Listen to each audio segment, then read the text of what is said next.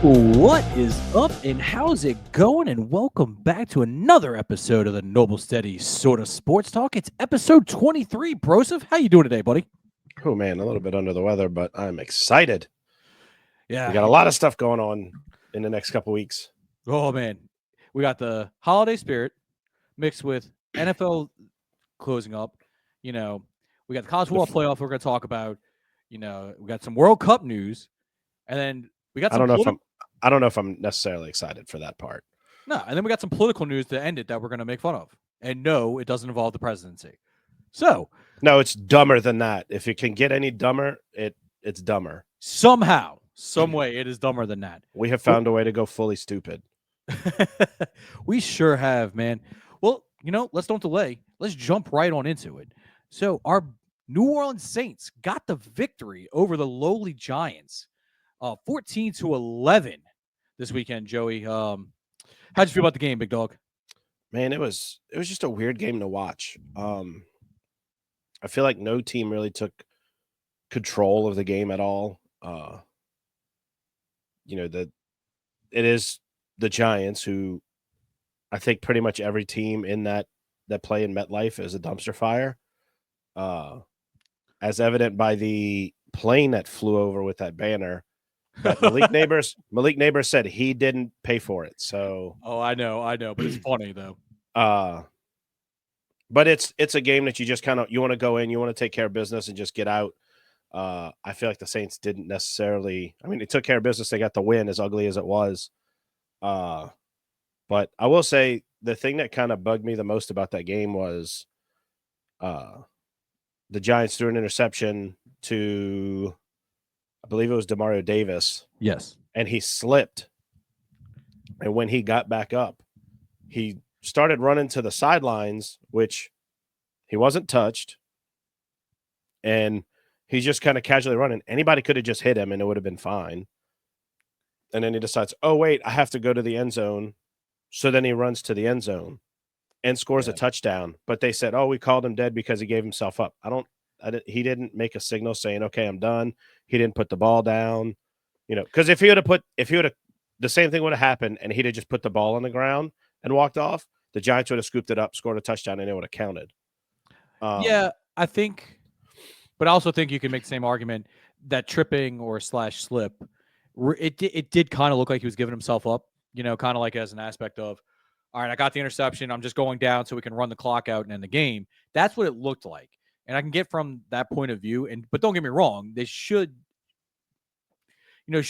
be so cut and dry. Like there should be a replay aspect, but we did get kind of hosed there. I'll give you that one. I'm just looking at it from all directions. You know what I mean? But, like they could have lost the game because that didn't get called a touchdown. Yeah, but if they would have lost the game, it would have not been any point about that as a defining play. Like it would have.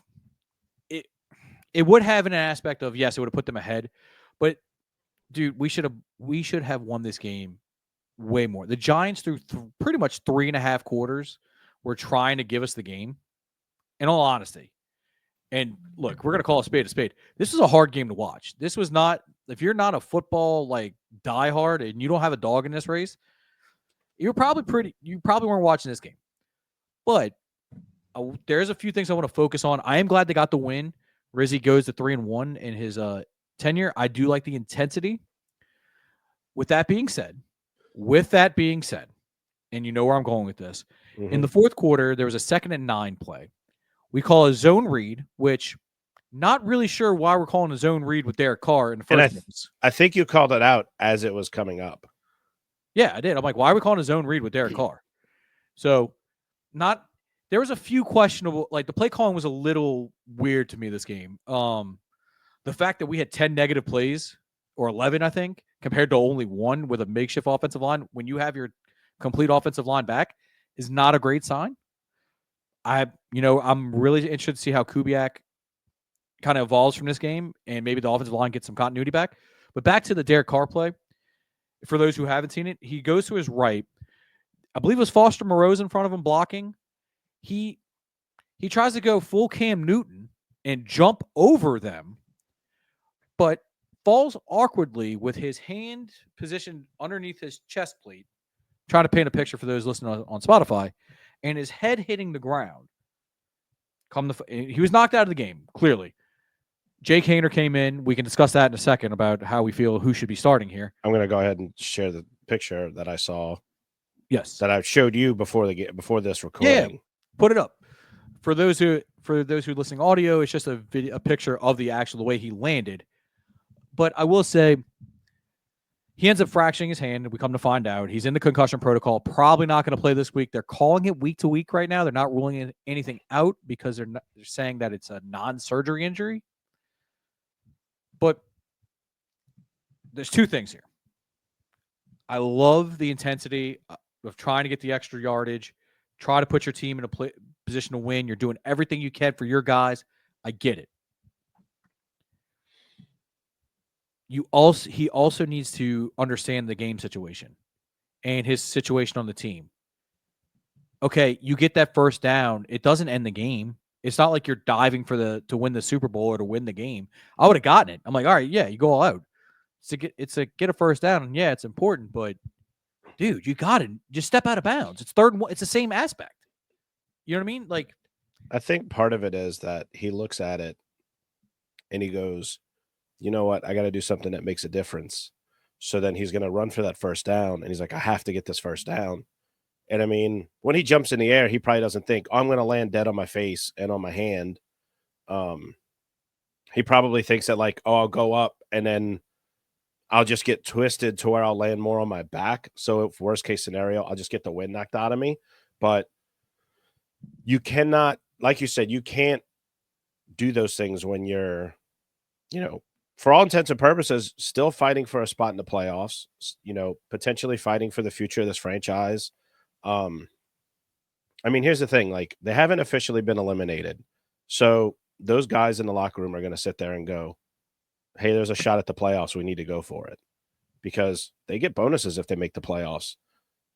That's affecting their paycheck. So you, as a fan, again, like we've said, you want them to do what's best for the team and also, hey, secure number 1 pick if you can.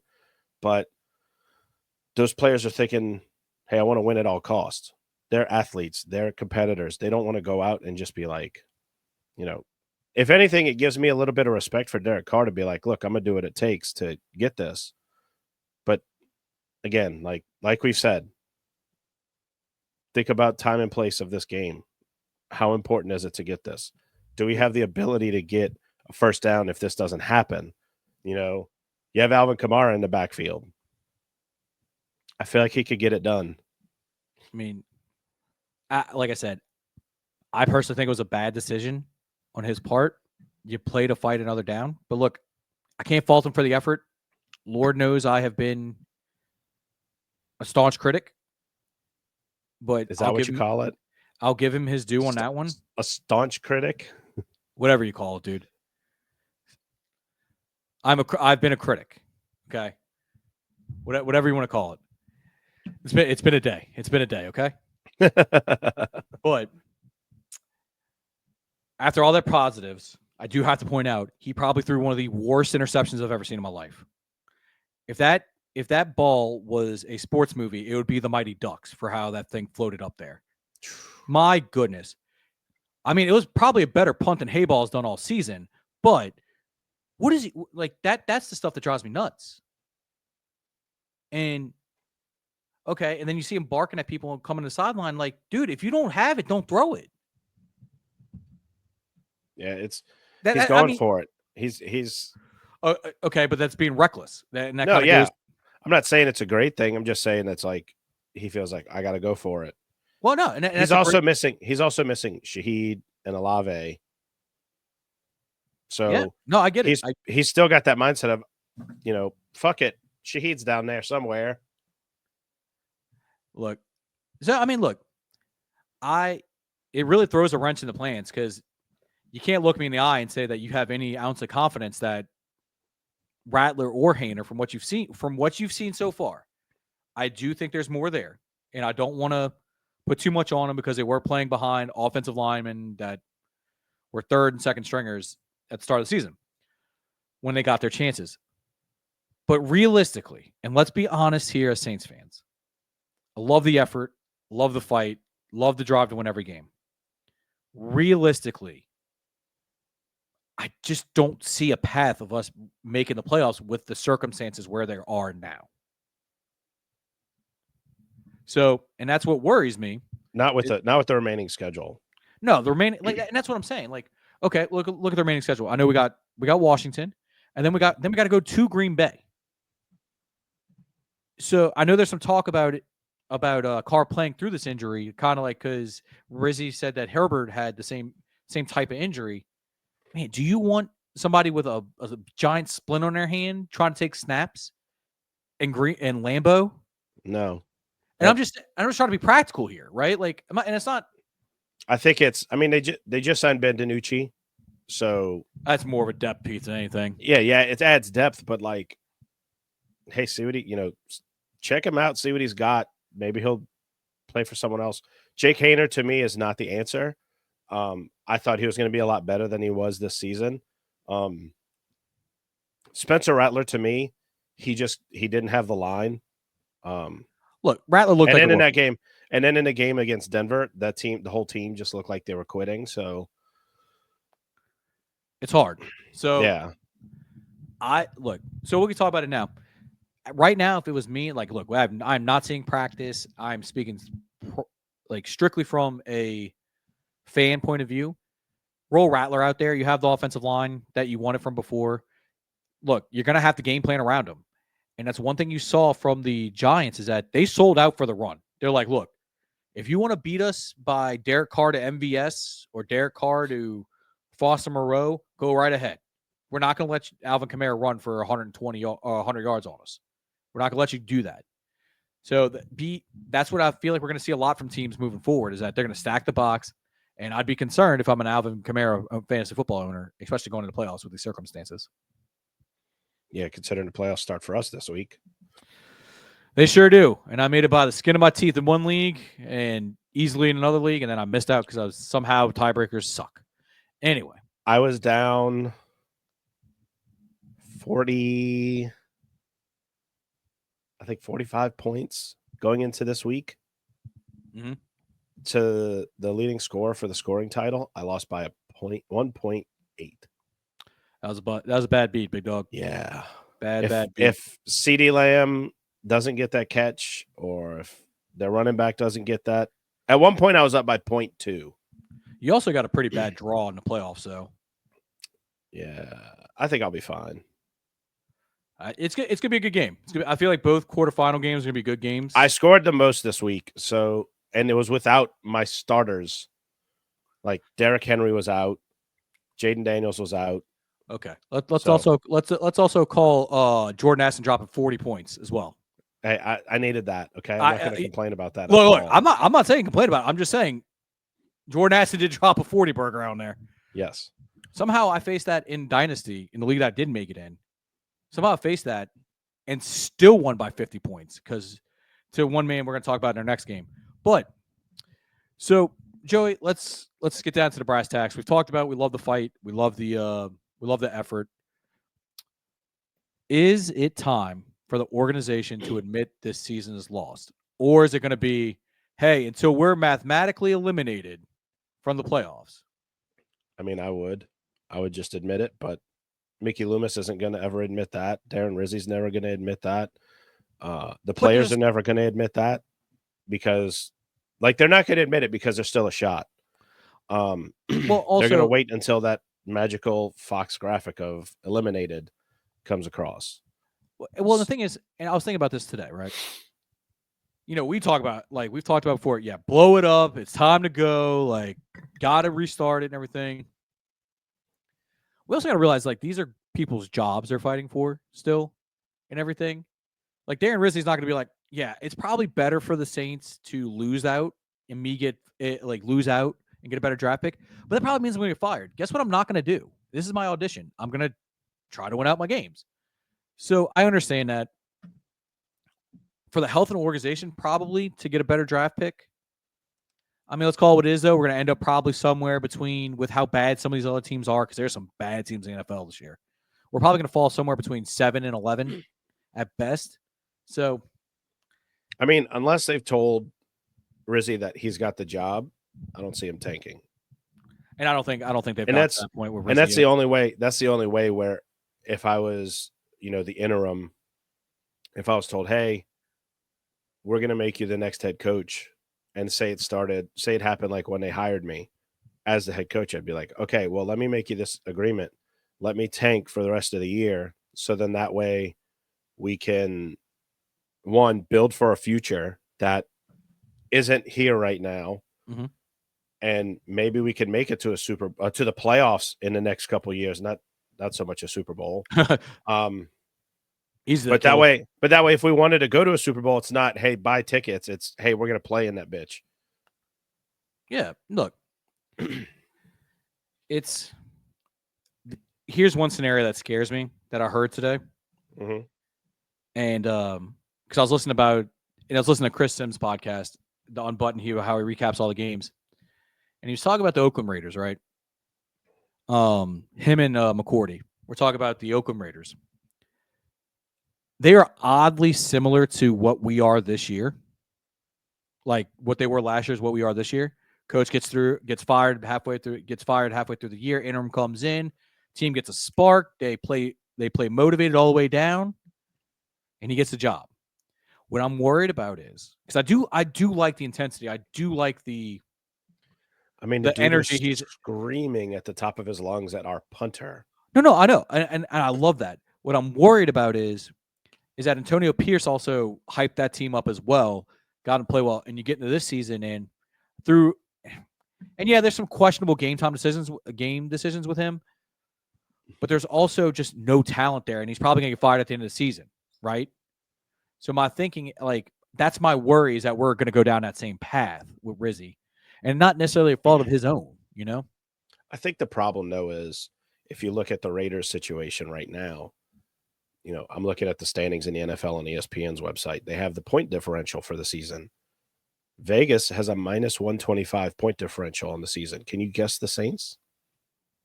No, they're if you had to guess. 5. -2. Oh, okay.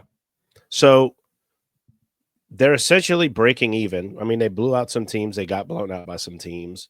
Yeah, but there's a wash. For the most part, you've got, how many one possession games did they have this season? You had the Eagles. The Eagles, the Falcons, the Panthers, yep. Falcons again, yep. which we won. Yep. The Rams we lost, and then the Giants. 1, 2, 3, 4,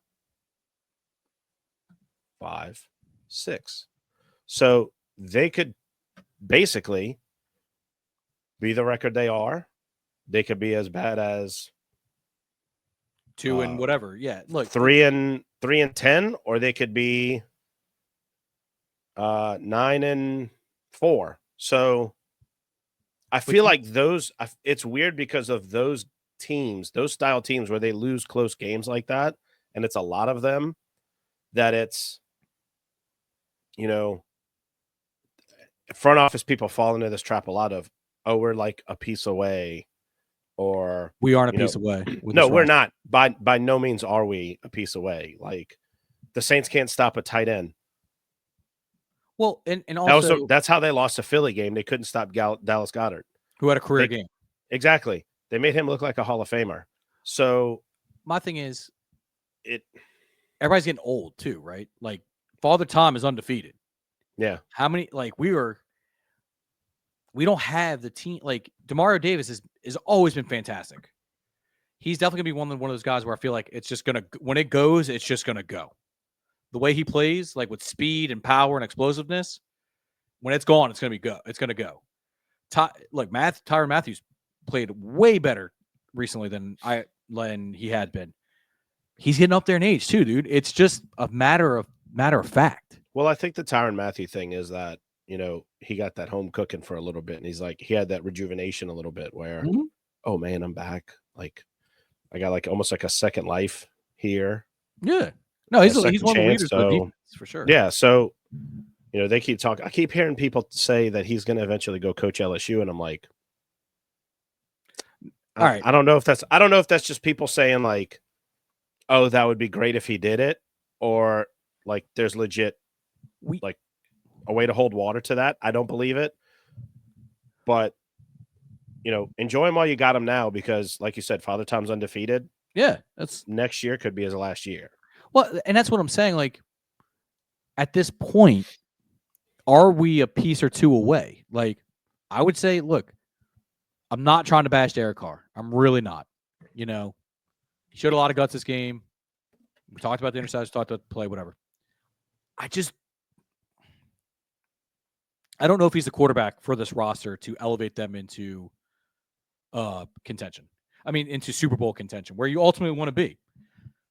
Because I feel like he's a bridge 2.0. He was what Jameis Winston was. They wanted Jameis Winston to be the future until he got hurt 2 years in a row. And then they were like, okay, we're going to pick up this other guy. And so I feel like Jameis Winston was ultimately going to be the bridge to the next quarterback. Yeah. Derek Carr is bridge 2.0. So that's expensive ass bridge, dude. That's the problem. It's expensive. They thought they found their guy with Derek Carr.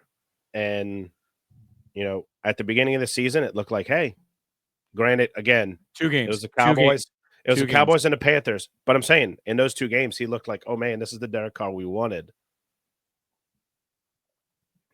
Yeah. I mean, I get you on that one.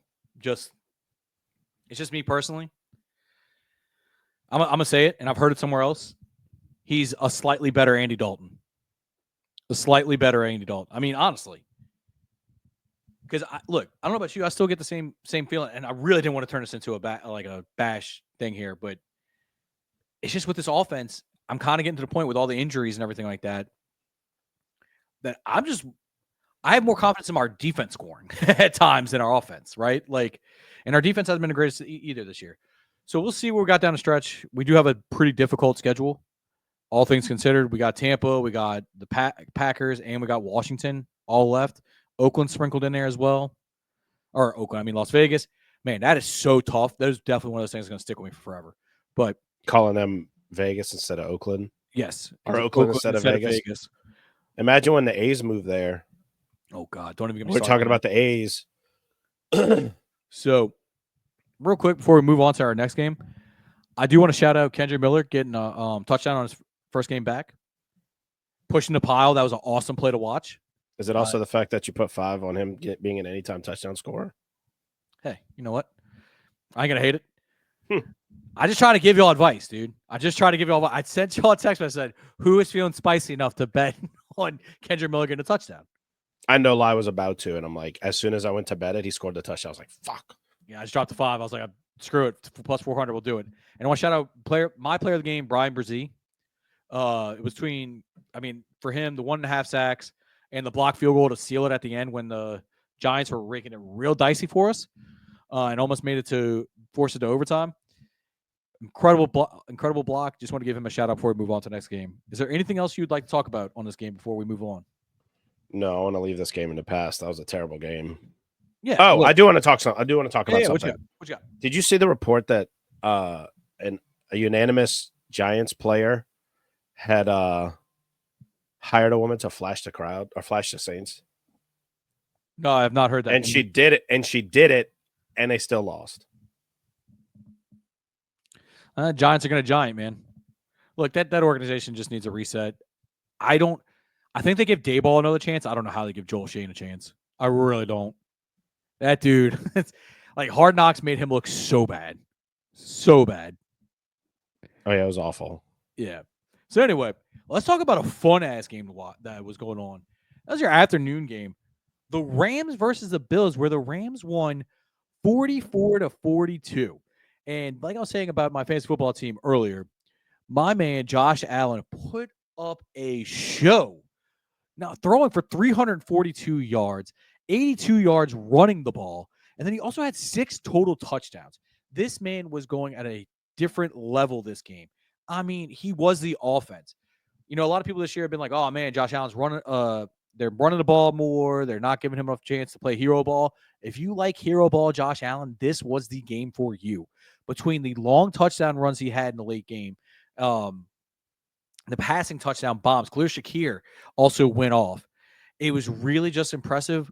But man, the Rams themselves, they're a team that's just on fire. You have to give them their props. They're a team on a roll that if they make the playoffs somehow, which it looks like they're on a collision course with Seattle at the end of the season for the division, man, it looks like the Rams are a team you don't want to play when it comes to playoff time.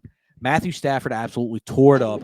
Look, Puka Nacua, my goodness, man, he is the real deal. These last two games, we talked about like big wide receiver performances already, but man, Puka went 12 catches, 162 yards, and a touchdown. Like, and then that insane. Did you see that insane catch he had on the sideline? Oh, that was wild. Dude, that was so wild.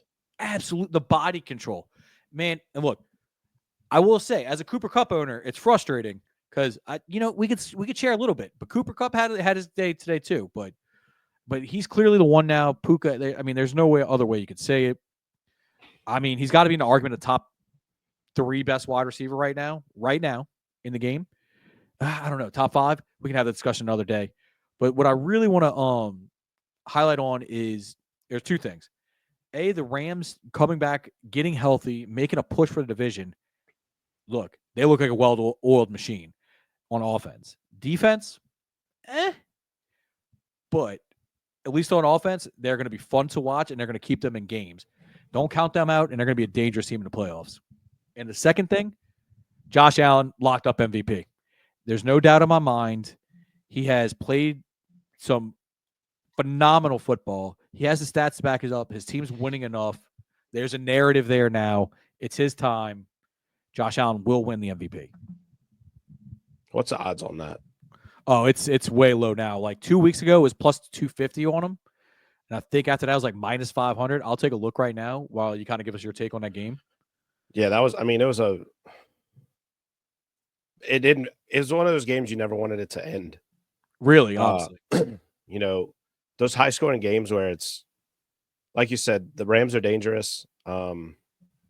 Typically, I would say like those games are reserved for, okay, here's the potential AFC championship game, or here's the potential Super Bowl. At least the last few years, I felt like, when it was the I think it was the Rams and the Chiefs that one year where it was like 51-49 or something. It was like some obnoxious score.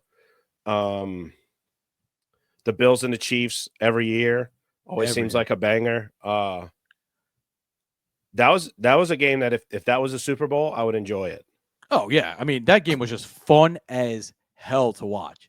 And to answer your question, Josh Allen, according to FanDuel, is minus 450 MVP favorite. The next closest is Saquon at 550, plus 550. Yeah. So needless to say, he's running and throwing away with it. But that's all I wouldn't really talk about on him. I mean, it's just incredible. And I really, really hope with this loss, though, unfortunately, it's going to probably give the Chiefs home field advantage unless something wacky happens at the end of the year. I just really want to see the Lions versus the Bills, especially down here for the Super Bowl. I think everybody wants that. I think except for like Chiefs fans and like every other team's fans. Eagles fans, no. Yeah. If your team's competing, you're like, nah, forget that. I want this. I get that. I respect that. No, yeah, but if you don't have a dog and a horse in this race, man, you gotta want the Bills and the Lions. And I mean the Chiefs' schedule to close out the year: the Browns, the Texans, Browns away, Texans at home, and that's the last home game of the year till the playoffs. Then they have the Steelers away and the Broncos away. It's going to be tough. Those aren't necessarily easy games. So that divisional matchup to end the season, Sean Payton's playing possibly for a playoff spot. And plus that defense is no joke either, man. Yeah. None at all. But I mean, you saw Patrick Mahomes isn't that calm, cool, and collected that he usually is. He's been yelling on the sideline, getting frustrated. So we shall see with what's left this season. It's going to be a fun little race to the end.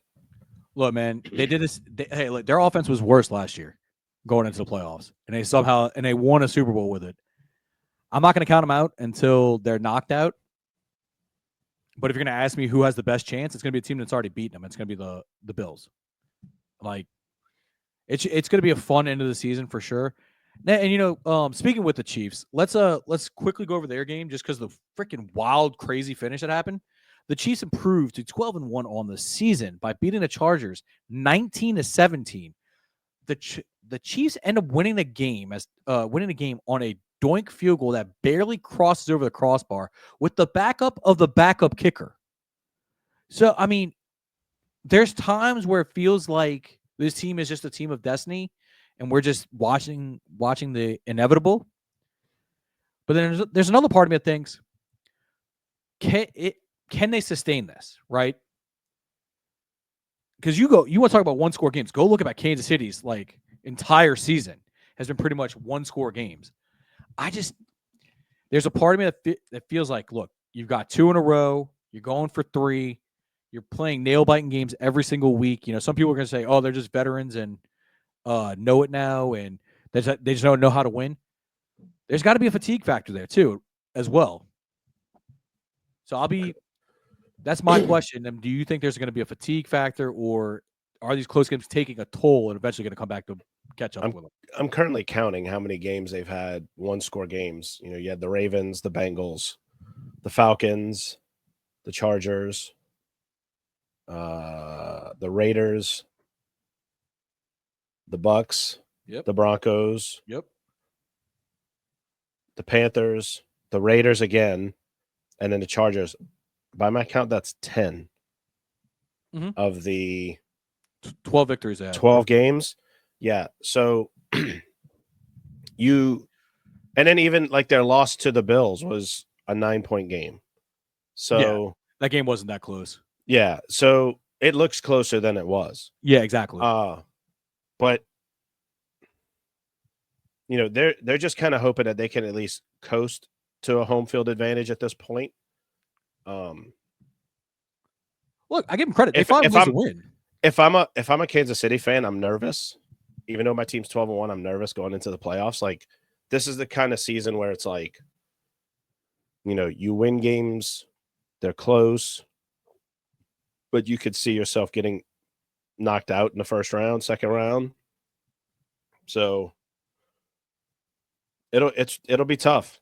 Oh yeah, but it was just wild to me when I looked that up today. I was like, man, that is a lot of one-score games. Like, I could have sworn they at least had like, you know, I don't know, 2 or 3 blowouts. But hey, no, I mean they're really rocking and rolling this season. So I mean they got to be the favorites until proven otherwise. But yeah, I mean the Bills are 2 games back. Yeah, and that's what I'm saying. The Steelers are 2 games back as well. So, you know, just take care of business, win Steelers 2 of your 4 games, and you're fine. Steelers to you, pretenders or contenders? Oh, they're contenders. I think so.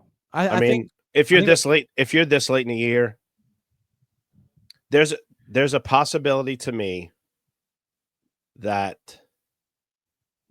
and I'm trying to think playoff wise if that's possible, that it could be Kansas City or Pittsburgh, or Buffalo or Pittsburgh, or Buffalo. Like, those 3 teams are my favorites to be in the AFC title game. Okay. All right. I'll throw the Ravens in there just because they can get hot. I just feel like with the Ravens, they're going to run into some kind of powerhouse in the divisional round. Now, where it's just going to be shit. Now, we'll say the Bills better pray they don't go against the Ravens. That is a terrible matchup for them. Yes. Just because of Derrick Henry. You know, they are not a great team against the run. And the Ravens will run it down their throat if they get the opportunity. They already beat them once this season, and pretty handily. But, Bruce, is there anything else you'd like to add to this game or anything NFL wise? So the Netflix announced their NFL coverage for Christmas Day, and if you would have told me this was all for 1 day's worth of games, I would have probably said no. This is probably for like 4 weeks worth of games. Yep. Have you seen the group? Yeah, that they have. No, I haven't seen it yet. So pregame show hosts for the game in LA, it's Kay Adams, Drew Brees, RG3, Manti Te'o, and Mina Kimes. Okay. Then in Pittsburgh, you have the McCourty twins and Laura Rutledge. Okay. That's Not just bad. pregame stuff. Yeah. Additionally, I just saw this. Comedian Bert Kreischer joins NFL Christmas Game Day as a tailgate correspondent, and comedian Nate Bargatze will provide special guest commentary. So who knows what's going to happen with that? Oh my God. Um, They're gonna get a little ridiculous. Cedric the Entertainer at the Jake Paul Mike Tyson fiasco. Yeah. Is ringing bells to me. For the game itself, Ian Eagle, Nate Burleson, and JJ Watt will cover the Chiefs and Steelers. Okay, that's not bad. And then for the Ravens and Texans, Noah Eagle, Greg Olson, Jamie Erdahl, and Steve Weish. So I'm sure Weish and Erdahl will be the sideline reporters for the Ravens Texans. And the Olsen will be the. And then you'll have Eagle and Olson in the booth, which I don't have a problem with that. I think that'll be great. So I you're heard gonna have. I'm listening. No, just say, go ahead. I'll make a point afterwards. You're gonna have Gene Steratore is going to be the rules analyst. I think it's pretty much they're taking CBS's people and then NFL Network's people, just kind of sharing that. Bingo. Laura Rutledge is from ESPN and Devin McCourty's from NBC. But you'll have, Gene Steratore, your NFL official, which I love that they do that they have a rules official somehow that can explain like, hey, this is how I would make that call. Yep. And then any insider reporting, kind of like Jay Glazer for Fox, it's going to be Ian Rappaport from NFL Network, which I like Ian Rappaport. He does a really good job. He does a really good job. So what were you saying? Yeah, what I was saying is that so CBS is helping out with the broadcast or doing the help like some kind of way.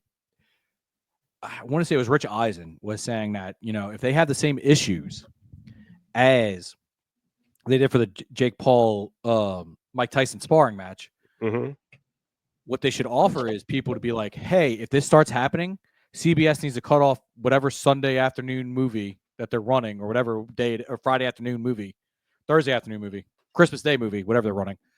And they just offer to people that way because he says that the NFL cannot afford to have people not be able to watch the games. No, they can't. Yeah. And it's going to be, I'm interested to see it. I'm looking at some of the rest of the article and it's saying that like the game's going to be available in other countries, in other languages. Drew Brees and Scott Hansen will provide additional commentary outside of the U.S. So not only is he going to have 8 hours of commercial-free coverage of NFL football on Sunday, he's going to have 6 hours of NFL coverage on Christmas Day. Dude, it's so... I don't know. I'm interested to see how Netflix handles this, though, to be honest with you. And these are not like... bad. These are good games. You got the Steelers and important. Chiefs. They're important games. Yeah, Steelers and Chiefs. And who's the other one? Ravens, Texans. Yeah, those are two big games for the AFC. But anyway, Joey, let's talk some. I will say one more thing about stuff that happened. Did you happen to see any of the Simpsons? No, I didn't watch Night that. Football. So I watched some of it just to kind of see, like if they do weird stuff. I kind of like to see like, what does it entail and all that. And curiosity. My only question is, who is that meant for? Is that meant for just like people who like NFL who are like super fans of The Simpsons, or is that meant for kids? Or I get where you're coming from because like at least the Nickelodeon one was like kids based, right? I got that. Well, the Nickelodeon one and then the Toy Story one, like those made sense. Exactly, they made sense. That's a great point, dude. I didn't even think about that. It just like I was listening to. Hold on. Yeah, no, I mean, I'm gonna give credit to the Kirk Minihane show because this is where I heard it, and then as soon as I heard it on there, I was like, "Oh, that's right." There was kind of question like, "Who's that for?" Like, it's not meant for kids because it's The Simpsons. It's also 36 seasons of The Simpsons, and he was saying like, it would have made sense if it was like, The Simpsons and I don't know, Family Guy or something. put I don't in know. put in a Family Guy or like any other Disney show, Very true. hey, like let's just have fun with it, and it was Bart and Homer, and it was in Homer's dreams. Now, what I did laugh at, how they have the little the music that plays where it's the following broadcast is a presentation of the National Football League. Yes. They had Ralph sing it. So when I saw that, I was like, okay, I love this. Because remember, they did it for the Simpsons movie. Yeah. Where he's doing the 20th Century Fox thing. So they had him do the NFL intro. And I'm like, that's funny. Perfect. Well, I also did see that they gave Ja'Marr Chase a giant donut to hit Joe Burrow in the face with. Well, they gave it to Ja'Marr Chase. That's what shit. He gave it to Joe Burrow, and Burrow did it back to him. Yeah. Yeah. So I mean, that was fun. I like the ideas. It's always cool to see some innovations like that. But I don't know really who it's for. It's an interesting idea. One thing, one of my buddies, we can talk off air who it was, but I can almost guarantee you're going to guess who it is. Mm-hmm. I was talking in a separate group chat that you're not in, and he was just like, "Yeah, I'm watching it, but it's so delayed right now. I don't get it."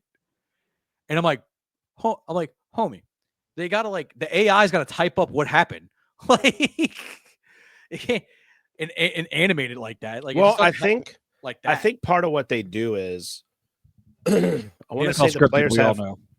Aside from that, I want to say the players have a chip in their shoulder pads. Yeah, they track them. Because if you look at like the AW, like the next gen stats, yep, they have to get that from somewhere. They're not just looking at it and then going like, okay, so if they put a triangle on a picture and they go, okay, if he traveled this far in this amount of time, this is how fast he's going. No. They have something that tells them like, okay, this is where they're at. Plus, I think they still have the Hawkeye system installed at the stadiums. Yep. From the failed attempt at, chain gangless games. Dude, that was so oh my God. If I was a head coach in the NFL and I had to go through that, I would have acted like I had the thing in my hand. I would have run onto the field. I would have stood at the middle of anywhere else but where the ball is, but like equal with the ball. And then acted like I was pulling something tight and then put it on the ground, waited like 3 clicks and then picked it up and then ran off the field and be like, this is how long it would have taken. But Joe, another thing that's kind of funny, mm-hmm. and I'm jumping around our show sheet just so you're not certainly just so you're not confused. But one thing me and you talked about before we got on air, and just kind of sticking with the NFL, we're going old school NFL here, okay? There's a 30 for 30 coming out about the New York Jets back in the 80s, I believe. And Mark Gastineau is one of the big guys in it. And the video me and Joey are referring to is the awkward video. It's like it's a trailer it's footage from the documentary. But in the trailer, they show Mark Gastineau going to meet Brett Favre for the first time since Michael Strahan broke his sack record. And for those who don't know, Brett Favre took a dive. He faked the handoff. He turned the corner, saw Michael Strahan kind of fell down, and they gave Michael Strahan the sack, which ended up giving him the record for the single season sack record, beating Mark Gastineau's record. So when he sees Brett Favre, he goes, "I'm mad at you. You stole it from me. And you took a dive." Like bringing up stuff from like the early 2000s. Like, good Lord, dude. I'm surprised Brett Favre even remembers where he was. The number of concussions he's had. I give Brett Favre all the credit because he could have been like, dude, get out of my face. Like, he was very gracious. He didn't say anything like, and this guy's like talking about, oh, I want to get my sack back. I'm going to sack you. And Brett Favre's trying to joke like, okay, dude, yeah, you'll probably hurt me. But yeah, I think at first he thought he was joking. Yeah. And then, he's like, oh man, yeah, you'd hurt me. And he's just kind of joking. And it's just like, no, this dude's like deadly serious. Like he's pissed off that you took the record from him. And, I remember when it happened. Yep. Everyone's like, oh yeah, Michael Strahan got the record. And then like a couple days later, it's like, but was that really a sack? Like, is that more of a dive? Look, like hindsight being 2020, Brett Favre should have just turned into it, let Strahan hit him, kind of thing. Because like you could see it in the video of when Strahan gets the record, Brett Favre gets up smiling because he's like, "Yeah, I wanted him to get the record," kind of thing. So it's not a great look, and it doesn't taint the record. I don't want to take that away from Strahan. He busted his butt. It's not his fault. But man, like, I have a question. If if a defensive player is basically like hugging the quarterback, and it's to the point where they do like okay, that's forward motion, right? Yeah, or whatever. Still counts as a sack. That still counts as a sack. Yes. He could have just given him that. Yeah. No. 100%. 100%. The thing Be is, like, hey, look, I'm gonna give, like, if it's at the end of the game and you need it, I'll give it to you, because I'm sure they had that conversation. Oh, of course. Or we should say, of course. We would assume so. Yeah, I assume because he got up and was smiling, like he knew. Yeah. And I think at that point the playoffs were decided. It was the last game of the season. Yeah, so he probably just looked at him like, look, just hug me. Don't take me to the ground. Yeah, just do me a favor, dude. Don't hurt me, okay? Yeah, don't break my ribs. Yeah, I just want to bring that up. It was funny. I highly recommend going to see that trailer, and then go to watch the 30 for 30 when it comes out. I believe, this Friday day recording, about 2 days from now. Possibly, I believe so. Don't quote us on that one. But Broseph, let's talk about something else that the sports world is buzzing about. Two things. We're going to talk about the college football playoff. I want to say I agree with Pat McAfee that they really shouldn't do this on the Sunday before NFL Sunday starts if they really want to get exposure. You know what I mean? Because they could have owned Tuesday. They could have had Monday debate, Tuesday debate, Tuesday during the day debate, have Tuesday, then have Wednesday that people talk about the rankings, and then Thursday up until NFL starts again. I'm sure that I'm sure logistics has to do with that, because they also announced the bowl games that day. I'm sure. I do agree that they, like, because I was watching, I pulled it on TV as soon as it came on, and I go, oh shit, the NFL games are going to be on at this time. Yeah. But when you think about it, it's, hey, if we're just worried about the 12-team playoff, 11 to noon, that's the time we announced it. Yeah, you're going to have NFL games going on, but by that time, I think people thought that the debate was going to be settled with the 12 teams. Woo, were they wrong? Which, I mean, they even said it on the broadcast of it. You know, when we thought we were going from 4 to 12, that, you know, this was going to settle a lot of debates, and if anything, it just moved it from 4th to 12th. Yeah, let's talk about it real quick. Mm-hmm. So the big debate going into this was, should SMU, who lost in the ACC championship game on a last-second 56-yard field goal after making a 17-point comeback against Clemson, should they or should Bama get it? Because Bama had a better strength of schedule. They, you could argue they faced harder opponents, which, I mean, the rankings are there. SEC schedules are usually harder. But here's my thing all along. How can you punish a team for playing in their conference championship game, right? How can you punish a team and take them out over a team that didn't have to play, right? You see what I'm saying? And it still has a loss, more losses than they do. To me, that wouldn't have sat right. So, come to find out, SMU is the 11th seed. They did make the playoffs. They kept Bama out of the playoffs this time and set a precedent that teams won't be penalized for playing in the conference championship if they don't, and that always comes with a caveat too. Now, if SMU would have got blown out and not made the 17-point comeback, I don't know if if it's 31-14 final score, don't know if that's if they're a playoff team, right? Because you can make an argument, look, they looked like crap against the team, against in their conference championship. But, hats off to them. I'm excited to see how it goes. And Joey, what do you think about the whole situation? I mean, when I look at it, I think these are the correct 12 teams, just based on the fact that, you look at SMU's schedule. Yeah, sure, it's not as strong, You look at Alabama's schedule; it's strong just because they're in the SEC. These conferences are not weighted the same. You don't have a thing where, okay, your best teams get divided into these 4 different conferences, and then your mid teams get divided into those same conferences. Excuse me. But my thing is, look at the wins and losses. Okay. Mhm. I have the slide up. I'll go back to BYU. I'll go back to SMU. Okay. They lost to BYU. BYU is ranked 17th. Yep. At the end of the season.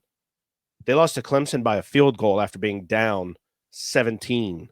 That was such a good fourth quarter. Oh, my goodness. So, you have that. Then you go to Alabama, the tough schedule, the SEC. Like, it's just what it is. Yeah, but you lose to Vanderbilt, who at the time was unranked, and I'm pretty sure they finished unranked. Yeah, I believe so. And then you got Tennessee. Then you have Tennessee, who's 11th, who was 11th at the time, and I get it. Then you have Oklahoma. That's the one. That's who's unranked, who finished at the bottom half, actually the bottom quarter of the SEC. Yep. So what you're telling me is that you're going to put in a team that lost that game over someone who lost to 2 ranked teams, one of which was in the conference championship. I'm sorry. Like, there's no debate here.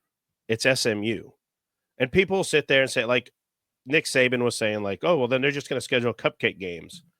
They're not going to schedule these tough games. Well, let me tell you what their schedule was this year outside of the SEC. Western Kentucky, South Florida, Wisconsin, which it's a Big Ten team, but that's about all you get out of it, and Mercer. Yeah, I think what he means is where he's talking is like, oh, we got Notre Dame a home and home. We got, a Clemson home and home in the future. We should just cancel those. No, dummy, keep them. Like, if anything, your non-conference schedule hurt you this year because you didn't play anybody that was worth a damn. Wisconsin's on the downslope. Like, they're not. They had a couple weeks where they were good, but I mean, can I ask you something real quick? Go for it. About it. So if you're saying now, let's just say that Alabama would have scheduled a tougher non-conference opponent and had another signature win, would you put them in? Like, all you're doing is taking one of those non-conference. I wouldn't have. Yeah, no, I'm just asking, man. Solely because of the Oklahoma loss. Yeah, I got you. If they would have, like, if they would have scheduled Michigan regular season and beat them, if they would have scheduled No, I got you. Notre Dame and beat them, then you have more of an argument. That's but because of how the schedule was set up this year, and they're saying, oh, you're taking schedule out of it. Who the hell did they play? You played your conference opponents, which that's just on the NCAA and the conferences. Like, you can't control that SMU isn't in as strong a conference. Very debatable based on the teams that are in it. But, like, you know what I'm saying? Like, yeah. No, and I completely agree with you. But here's the other thing is that, like, the SEC aura cuts both ways too, right? Like, yeah, you got really good teams in that conference that make it the greatest conference in college football. Yes, I said it. I'm just poking fun here. But that really raise up the conference and give you that profile and give you those advantages with the voters. Are like, well, look, they play in the SEC. It's so good. But the other blade side of that is they're so good. That means you still have to beat really good teams, right? So you can't complain because Alabama's all gotten the bump before for being in the SEC many a times and being Bama.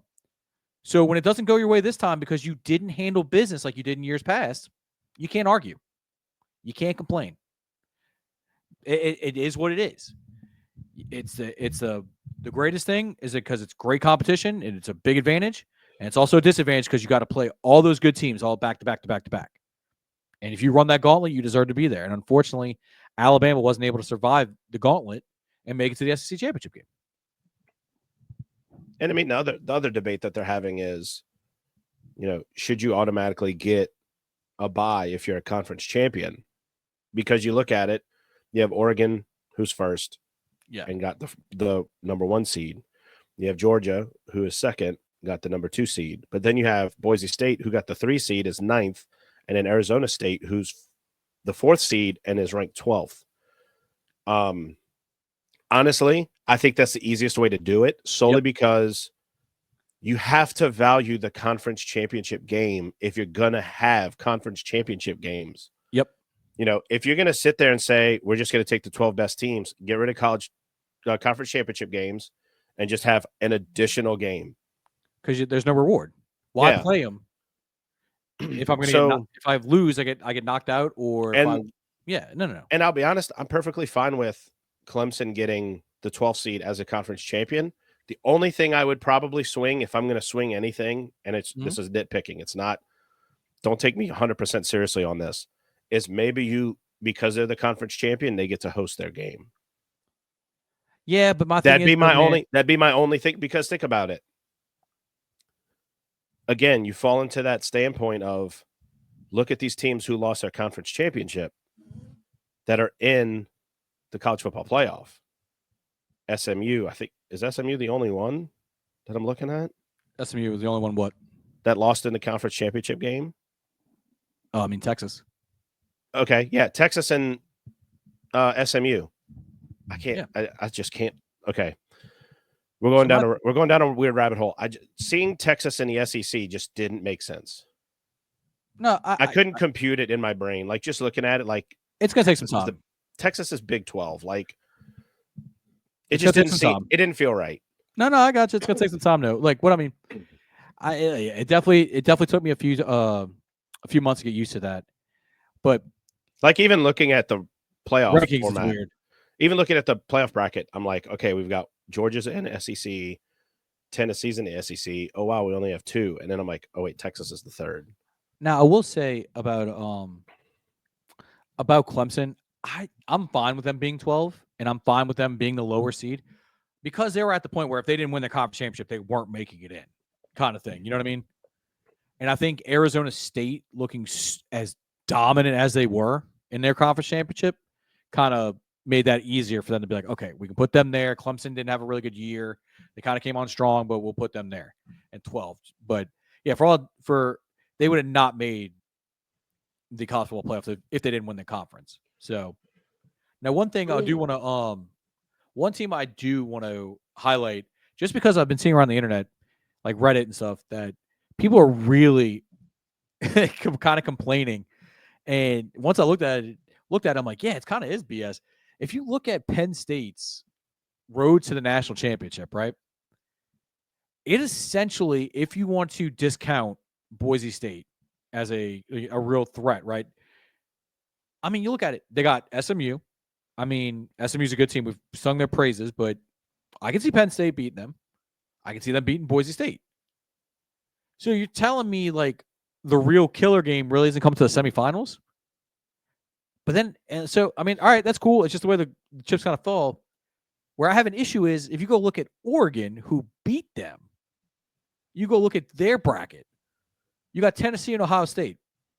I would say they're better than Penn State, and better than SMU and Boise State. And then they got to play the winner of that plays Oregon after that.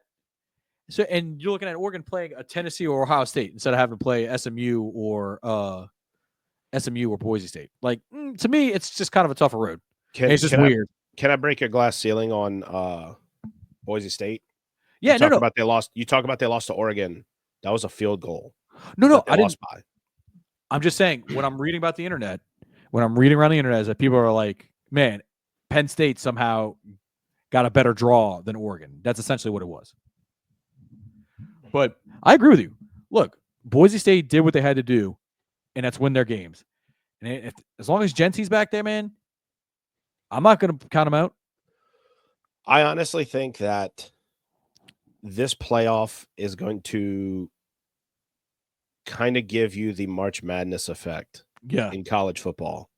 Something that, I feel like college football had when App State beat Michigan in the Big House. You kind of had that, oh man, it's any given day. a top team can lose. I by no means am going to say that Penn State has an easy game against SMU. I think they're going to try. They're going to fight tooth and nail to prove everybody wrong. And then Boise State's going to do the same thing. Boise State's been fighting for years just to have a shot. They've been trying to make the New Year's Six, the BCS games, like the whole way for since 2006. Yeah. And this is their opportunity to be like, all right, we have a shot now. We can win a national championship. Which honestly, if they won the national championship, I'd be ecstatic. A team that, it's what you love about college football is the fact that realistically every team has a shot. And it can be that, App State, Michigan kind of upset, or I'll say it, Troy, LSU, kind of upset where, hey, surprise, we're better than you thought we were. And we'll definitely see. I'm excited for it. I completely agree with you. I think the first game is Friday. I believe so. Friday, not this Friday. Yeah, next Friday. But what I want to say, but talk about like the first round matchups. Mm-hmm. The one that's pretty cool to me, and it's actually like probably the biggest. It's not gonna be the best game. I don't think it may be the best game. I'm sorry, I shouldn't say that. But it's more storylines. You have Indiana and Notre Dame. Like, come on, man. That's awesome. That is absolutely cool to me. That you're going to get the biggest school in Indiana playing against the University of Indiana. Or I should say the traditional football powerhouse playing the Hoosiers, right? It should be. And I was looking at, I was watching Pat McAfee. They were showing the ticket prices when they opened up. It was like $1,400 for this game. Was it expensive tickets or the cheap tickets? Like just the average ticket, I want to say. Oh shit. Like when you compare that to like Ohio State and Tennessee, it was like maybe $600-$700. Like people are just pumped for this game. So that one's interesting to me. And then also Tennessee, Ohio State has to be up there with me because you just don't see it happen that often, right? That's another cool thing about these playoffs. What matchups are you excited for? I'm excited for that Tennessee Ohio State game. Like you, the Indiana Notre Dame. I'm excited, honestly, for SMU and Penn State. I want to see what SMU does in this. I like seeing schools that wouldn't have necessarily got a shot in the original format getting this shot. Oh yeah, of course. So I want to see SMU Boise State. Like I want to see Indiana get to Georgia.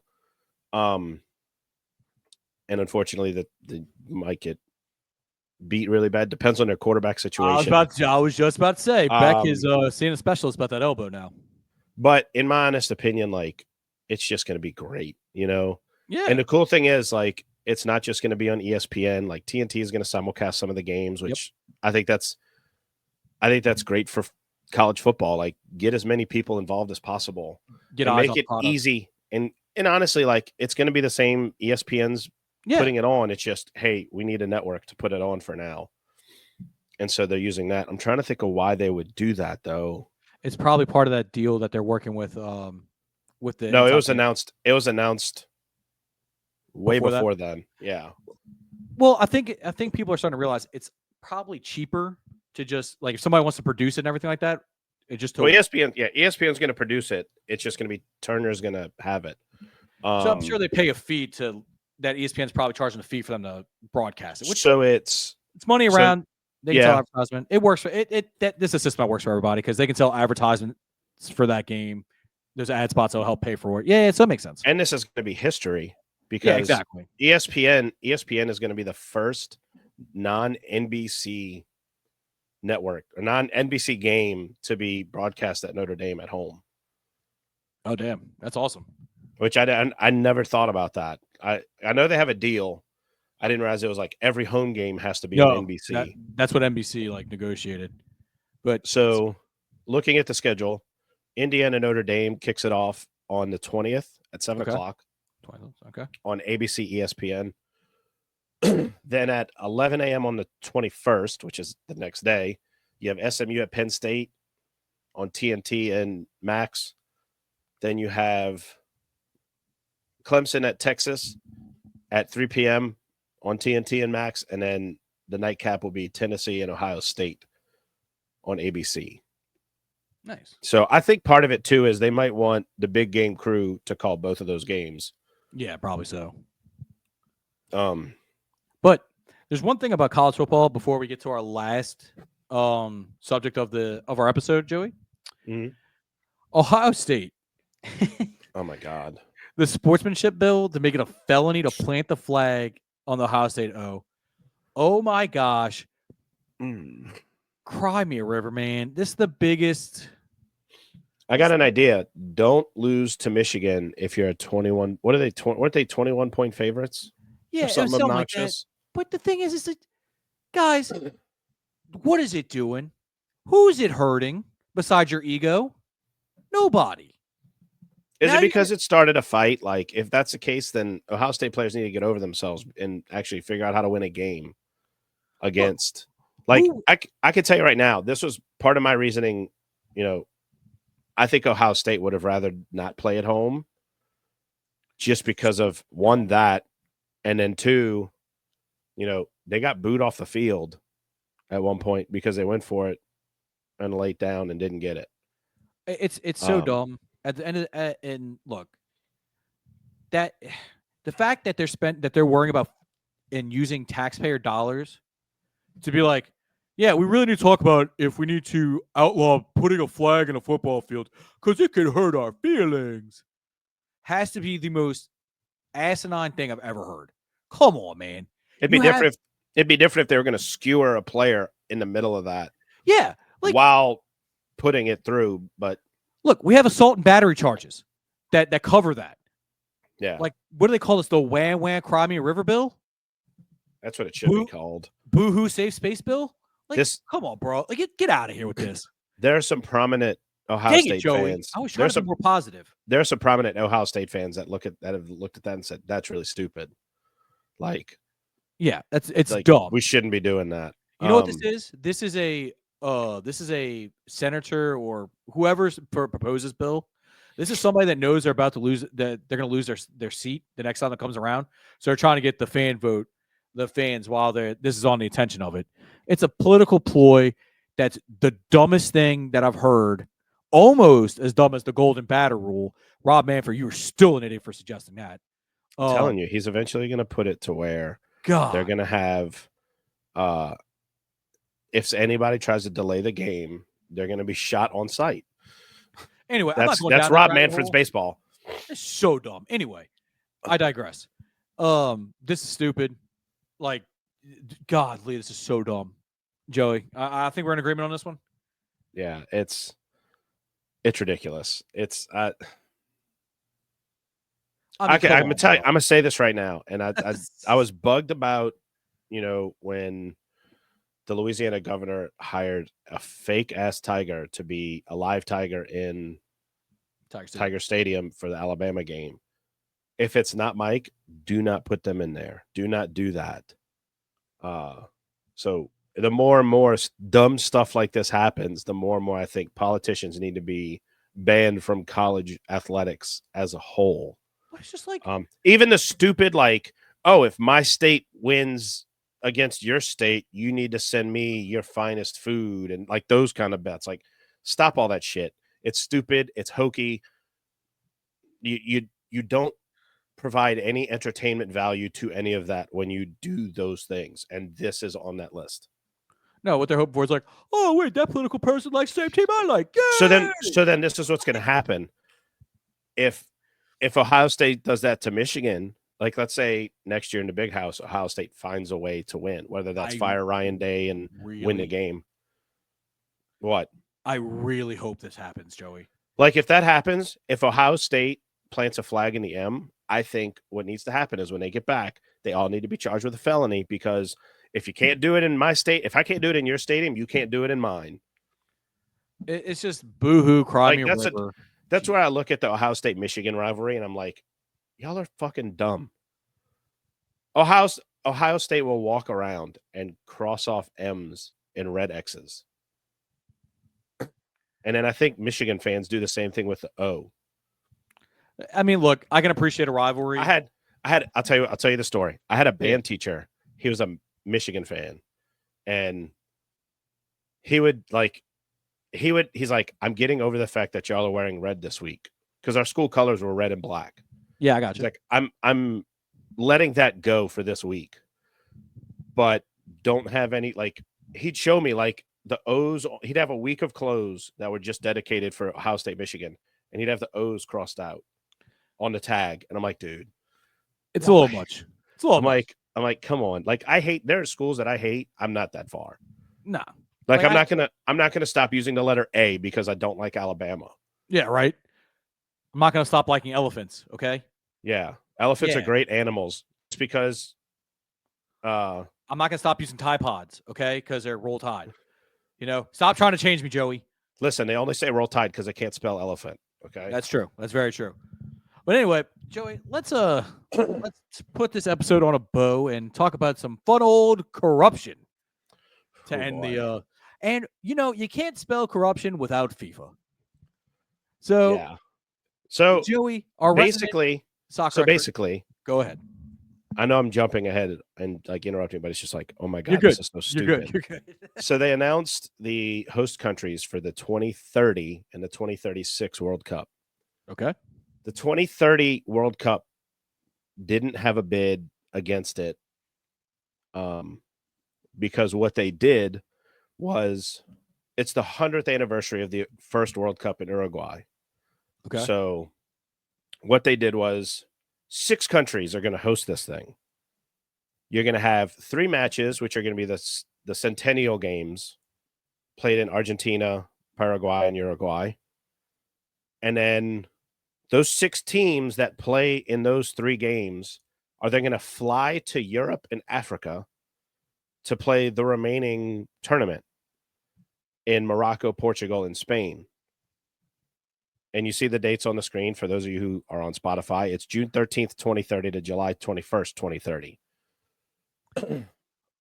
The problem with that is, so I like it. I like the fact that they're celebrating the centennial of the World Cup. I wish that they would have just said, look, let's just have this one in South America because, it's the 100th anniversary. Let's go back to where it first was. It doesn't have to just be in Uruguay. It could be Uruguay, Brazil, and Like you said, South America, Argentina. Like pick those 3 countries, build new stadiums that need new stadiums wherever they're at, put clubs in them because they have teams that play in these areas. Yeah.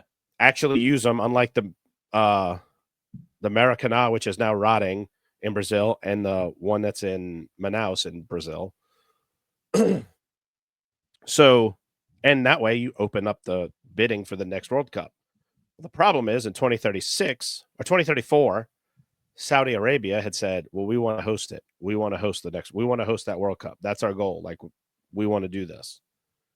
So what FIFA did was there's a rule, or it's a principle.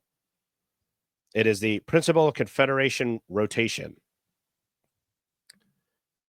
So they guaranteed Saudi Arabia would get it because you have CONCACAF, which is North America, is hosting 2026. So they're out. They can't host again until 2046. They can't bid again until 2046. Qatar hosted in 2022. They're technically not supposed to host until the Asian Confederation, which is what they're in, can't host until 2042. So what they did was to get around that, to ensure that the Asian Confederation can get there. They took, so you got the 3 countries doing in 26, they're out. By having the games in South America, in Morocco, and in Portugal and Spain, you have then taken out CONMEBOL, which is the South American. You've taken out the African Federation, which is Morocco. Yep. And then you've taken out UEFA, which is Europe, so Portugal and Spain, which then puts Asia to the forefront to be able to host in 2034. That's the only confederation that could bid on the 2034 World Cup, and no other country wanted to host it. Not that they couldn't, like China could host it, But I think Saudi Arabia. Russia can't host it because of Yes. world problems. Yes. You have, and I think actually they're technically UEFA, so they couldn't host it. Japan could have hosted it. Australia could have hosted it. But nobody wanted to run against Saudi Arabia because they knew what was going to happen. There was something that happened. It was in 2010. The previous president, before Gianni Infantino took over, let's see, what was it? He allowed the Qatar bid to happen, which we all know that was bought. Oh, yeah. So I just get these same feelings of the Qatar bid for 2022. You got, there was something shady going on in the background of this to ensure that Saudi Arabia had it. The next problems you're going to have, which are a repeat of Qatar, the human rights violations, the anti-LGBTQ plus stuff, those anti-laws, and then you have the heat. So are we going to have another Winter World Cup? 100% what's going to happen. I hope not, because let me tell you, as nice as it was to have a World Cup where, you'd have, the World Cup games in the morning and then NFL. Yeah. That was really nice. Yeah, it was fun. It's not going to be nice to have that again. I was okay with it once. Hopefully by then Fox's deal will be up and ESPN will take it back over. I'm not a fan of this. As an outsider on this, when we first talked about this off air, I told you how much it stunk. And I'm going to tell you now, man, it smells like it walks like if it walks like a duck, it quacks like a duck. Yeah. Well, I was trying to do walks like a backdoor deal, talks like a backdoor deal, smells like a backdoor deal. It's probably a backdoor deal that just happened. I mean, that's why if you're on YouTube, you see the slide. I have Sepp Blatter holding the Qatar bid announcement, and I have Gianni Infantino holding the ridiculously large bid for Saudi Arabia, when it's like, dude, everyone knew this was going to happen. Why do we even have this? The thing that made it stink even more was this was I forget what they called it, but it was they called it like a FIFA Congress. And it's basically where all the confederations meet and they talk about the finances, anything to vote on, whether that's World Cup host sites, Women's World Cup host sites, all that stuff. And typically when they do that, you have multiple bids. They'll show you a video. They'll go through the scores, and then they'll have a vote. And they will literally call every single country in alphabetical order to come and vote. And they walk into a booth. They check off the little box. They put it in the ballot box. And they walk out. And then it's next country. Yeah. Yes. This was done on Zoom. There was the production crew were the only people at the event, FIFA headquarters, and you could hear 10 people clapping, and it was the saddest thing on the planet as a soccer fan to be this is where the world's games come to. We're sitting here and we're watching this happen, and when you have there's nothing we can do about it. Well, when you have the people that are making the rules just make up rules as they go because it's more convenient for their agenda. I'm not going to say anybody got paid off, but I'm just going to say I wouldn't be shocked if I heard somebody got paid off. The thing that killed me was Sepp Blatter, the previous president. He came out and said that multiple locations, like the way they're doing now, because they've expanded, the last FIFA World Cup was the last World Cup that you'd see as it was. Okay. It was a 32-team tournament. Now it's a 48-team tournament. Oh, jeez. So they're going across 3 countries. In this next one after that, they're going across 6. But that's only because 3 games are being hosted as Centennial games, which I get. They're special games. Yeah.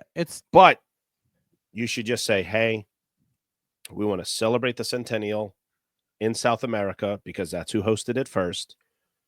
There's no bid. It's what countries want to host it. Let me know. Show me your stadiums. We'll score everything out. We'll come to and call it a day. Yeah. Don't have Spain, Portugal, and Morocco do it just because, oh, well, then we have 3 of the confederations covered. Lots of stuff that's shady. You know, I mean, and you laid it out pretty well about why it's kind of shady there. And look, hats off to you, man. Like, you explained that very well. I feel like people definitely will get a good understanding of it. But wow, just wow. It's not a good look, especially for a organization that's been trying to fight the previous regime's image.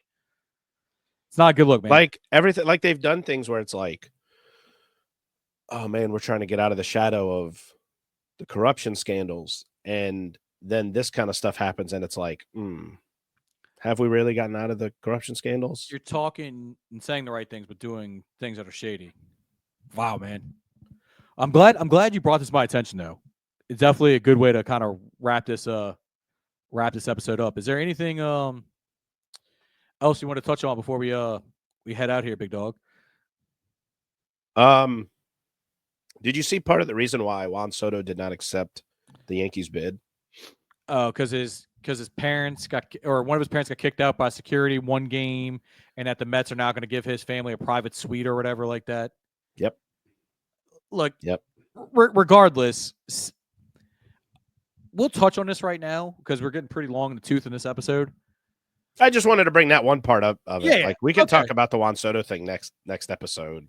Well, I was going to save it for because I haven't even seen the contract details. Like typically they'd be out by now. Like it can go up to $800 million. How much of this is going to be deferred? It's not a single cent from what I heard. It's all. Oh my goodness. So I want to have Shane on the episode, and he will be on tomorrow with the ATS episode. He's going to be kind of more or in baseball insider, we should say. I want to get his opinion on it. So let's put a pin in that. Well, look, man, another great episode. We'll be back to tomorrow. Actually, we'll be recording and getting our picks against the spread. So to everybody out there, reach out to tell people you love them. Until next time, everybody, I'm your host, Tyler, and that is Joey. We'll be back next time.